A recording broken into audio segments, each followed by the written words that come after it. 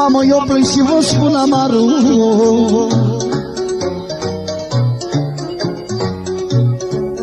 Eram cel mai bun băiat și de lume respectat.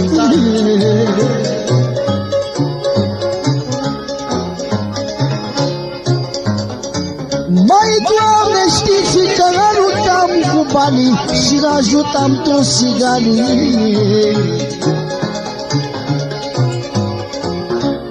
Mai Doamne, că noi ne-ai murit ca frații, n-am fost dușmăniți ca alții.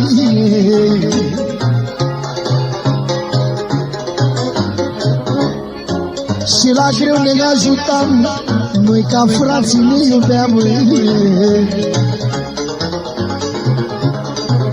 Unul de altul plângeam.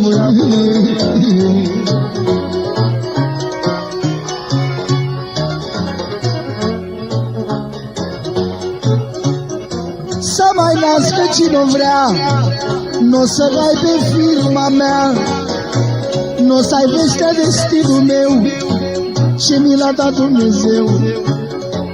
Eram bun, eram rău, chiar atunci când aveam bani, dădeam bani și la dușmani.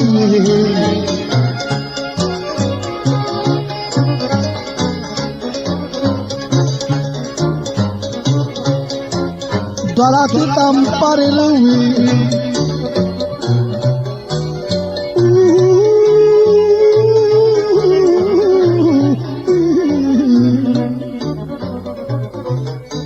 Doamne, dă băiatul meu, că-l văd că e necăjit, dar asta nu mi-am dorit, asta a vrut Dumnezeu, să las pe băiatul meu.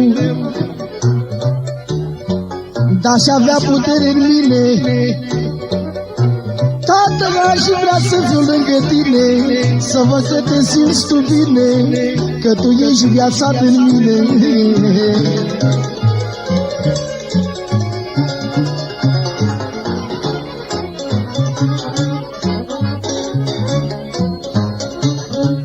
Să vină toți verii mei, care eu muream de ei,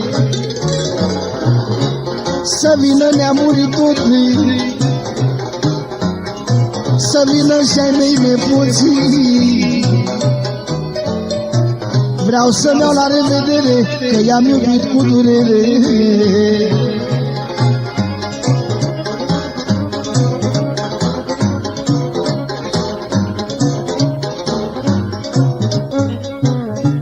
Vreau să-i spun lui sora mea,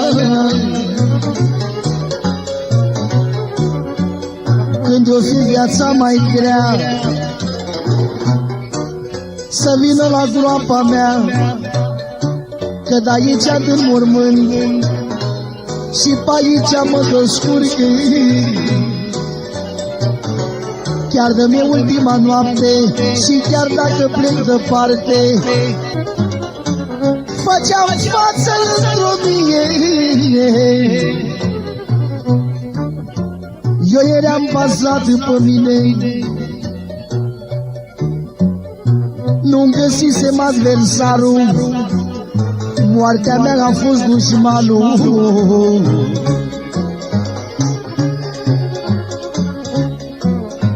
Moartea a fost dușmănoasă,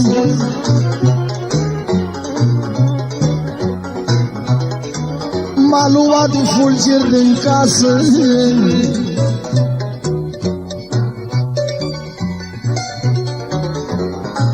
Că ziceam că sunt mai bine, a dat un foc peste mine, n-am zăcut nici vreo 5 zile și m-a luat moarte ratele.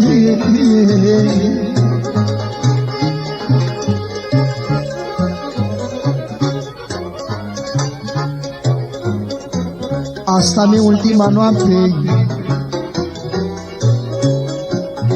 asta mi-e ultima noapte, eu plec pe un drum departe.